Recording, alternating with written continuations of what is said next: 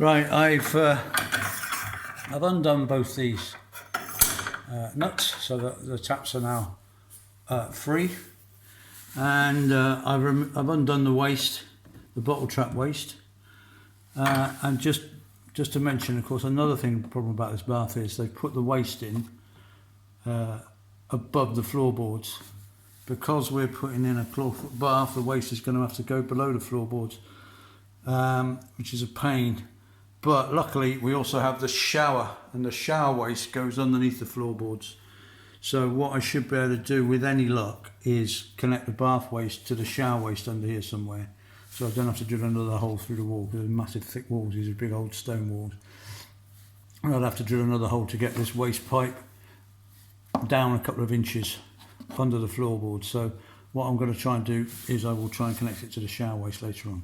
I've also there were a couple of screws as normal in these feet.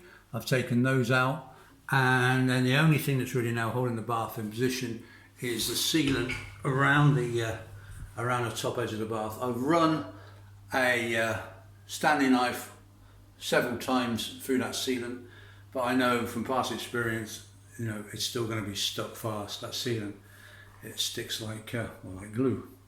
Anyway, so the bath, the taps are disconnected, the waste is disconnected. I've unscrewed the feet. I've run a Stanley knife around there, so the bath is kind of unattached now. But I know it's going to be still going to be a bugger to get out. But what I'm going to do now is just basically use brute force and pull it away from the wall. For which I'm going to put the camera down, and hopefully I'll put it back on in a second when the bath's free.